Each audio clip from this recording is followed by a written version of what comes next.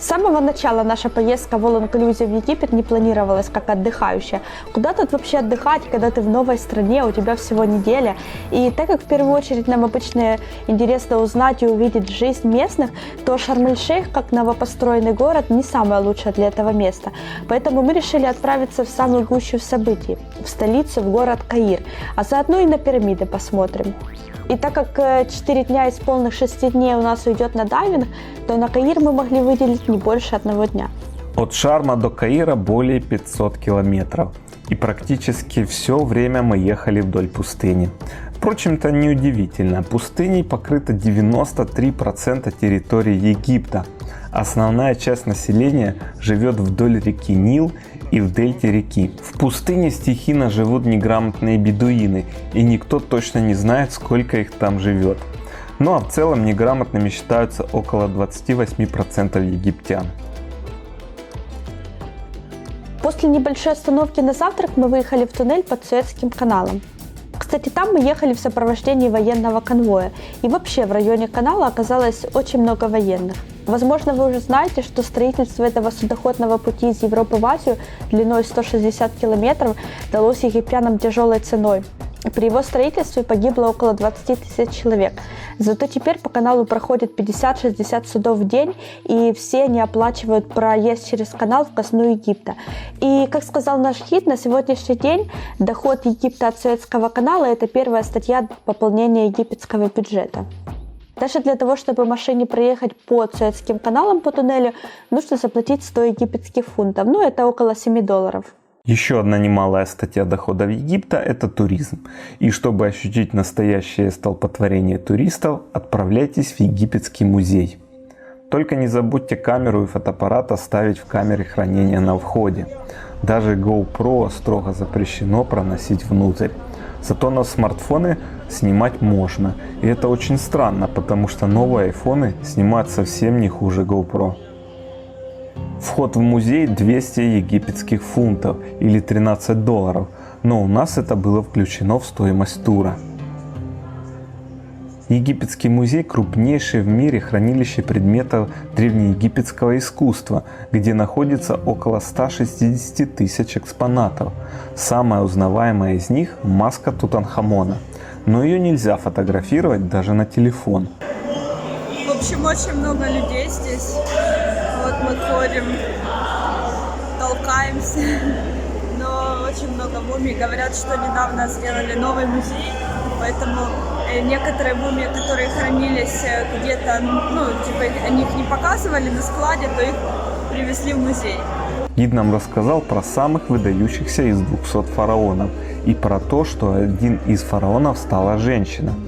И чтобы не выделяться среди других фараонов, ей пришлось носить поддельную бороду и мужскую корону. У древних египтян была важна жизнь после смерти, поэтому они всячески старались сохранить тело с помощью масел, которых в Египте хватает. Органы умершего доставали, но сердце не трогали.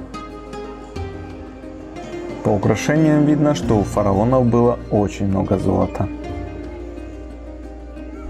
В общем, музей классный, рекомендую, потому что тут действительно много всего интересного, особенно если пойти с гидом.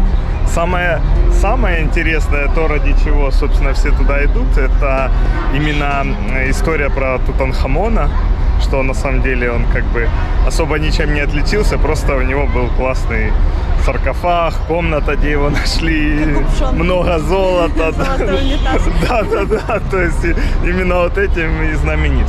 И, кстати, египтяне собираются скоро открывать новый, самый современный музей, и все экспонаты они уже из этого музея перевезут в новый. В музее мы провели почти 2 часа, и сейчас мы отправляемся дальше по городу.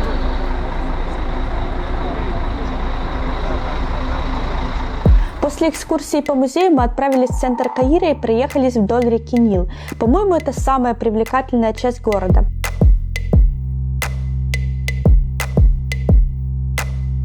Огромный город, шумный город, пробки постоянно на наших дорогах есть, постоянно. Ездят на наших дорогах больше, чем 4 миллионов машин. Гид рассказал нам, что для египтян очень престижно иметь квартиру с видом на Нил. Даже если квартира не очень, то цена за такую квартиру все равно стартует от $100 000.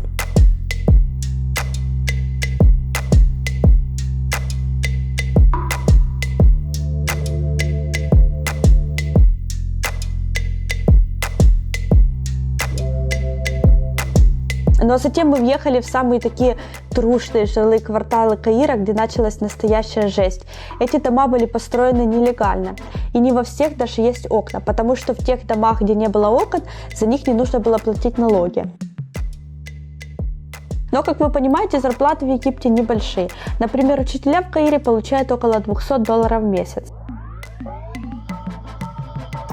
Когда едешь по Каиру, ощущается вся эта близость пустыни. Тут просто бесконечная пыль и смог, и разруха. Такое ощущение, что в городе вот-вот прошла война или какое-то стихийное бедствие. На самом деле ничего тут такого не было в последнее время, просто так живут люди.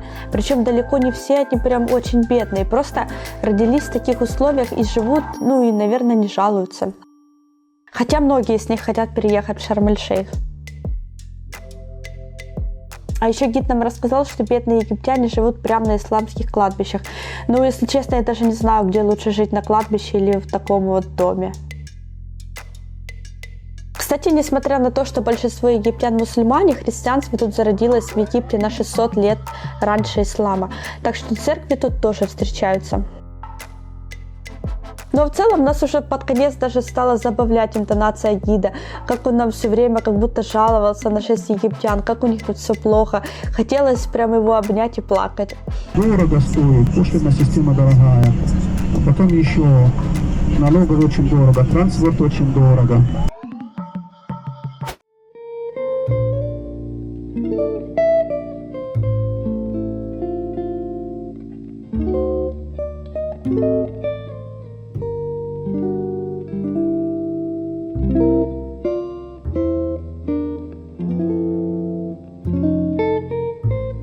Обед тоже входил в нашу экскурсию, а после него мы посетили еще 2 тематических магазина. Лекцию про масла мы уже слышали. А теперь еще узнали, как делать папирус и как отличить настоящий от поддельного. Мы зашли в музей папируса, и нам сразу же дали бумажки, где нам уже надо записывать номер, количество и цена. Древние египтяне снимали зеленую часть, так? А потом режем ввели свой на тонкий полоски. Наносим полоски вертикально и горизонтально. И потом подберем тоже 6. Как узнать, что это настоящий или не настоящий папирос? На цвет, если мы видим полоски вертикально и горизонтально, это значит, что это настоящий. Такие вот самые маленькие, может, стоить за $10.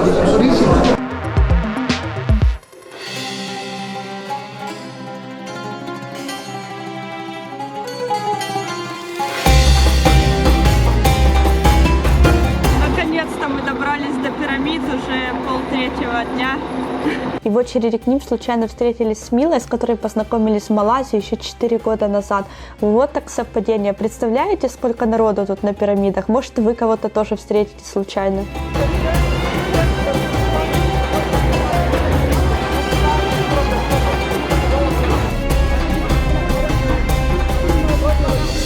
Welcome in Egypt. You hope you enjoy time. Так сильно печет солнце, что пришлось даже одеть куртку, чтобы не спалить себе руки. Верхний погребальный храм, нижний погребальный храм. Там есть лестница, где мужчина полосатая футболка. Где мужчина на лестницу, полосатая футболка. Видно? Ваша экскурсия здесь вокруг первой пирамиды и обратно в автобус через 35-40 минут.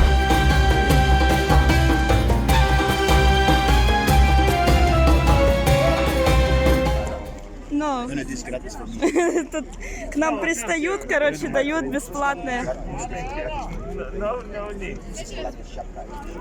В общем, тут впаривают просто на каждом углу, просто людям вокруг, всем подряд. Такое, наверное, было только, я не знаю, во Франции, чтобы вот так вот постоянно к тебе приставал кто-то. Мы касаемся к пирамидам впервые. Лезвие пролазит там между плитами? Говорят, что пирамиды, даже лезвие между этими блоками нельзя просунуть, но прикол в том, что нельзя пронести лезвие, потому что все колющие, режущие предметы нужно оставить в автобусе.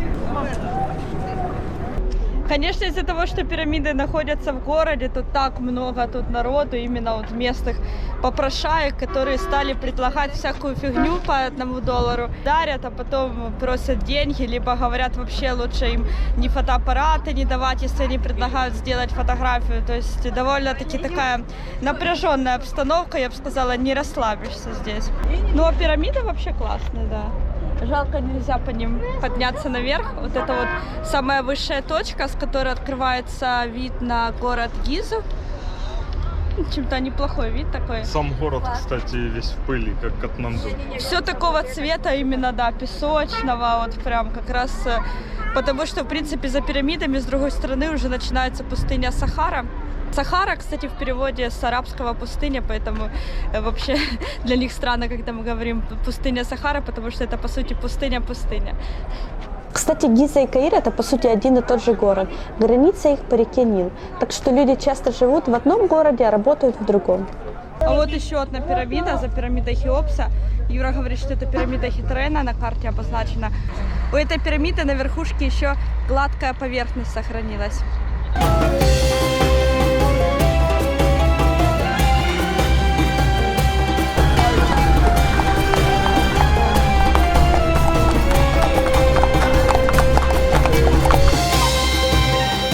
Да, очень такой отвесный угол наклона, как их надо было строить. Самая популярная версия того, как строили пирамиды, это с помощью спиральной лестницы. То есть вокруг пирамиды обвивала такая дорога, с помощью которой можно было вот такие многотонные блоки загрузить аж на самый верх. Смотрите, что мы нашли: подъемный кран. Вот секрет построения пирамид. Гид нам сказал, что нормальная цена покататься на верблюде $2. Предлагают, конечно, за разную цену, в том числе и бесплатно, но, как понимаете, не все такое бесплатное, как предлагают. Давай, верблюд, давай.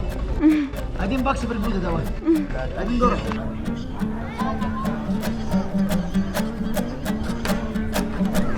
Сейчас плюнет на меня. Прошло 40 минут, и уже нас прям зовут тут.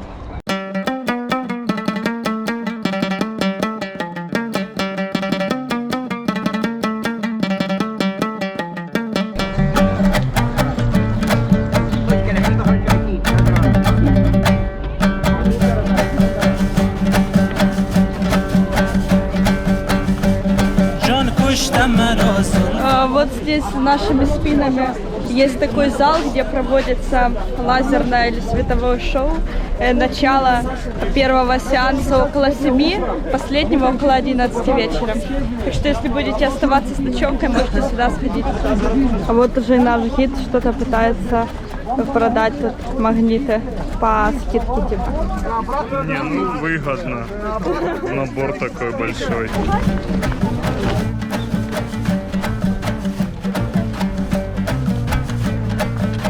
Говорят, что здесь жили рабочие в этих домиках, если можно так назвать.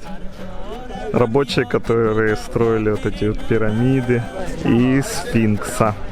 Вот сфинкс здесь, за этими каменными стенами.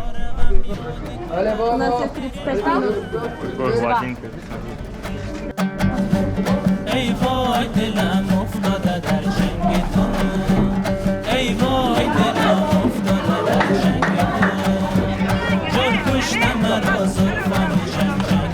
Есть прям куча советчиков, которые показывают, как сфотографироваться.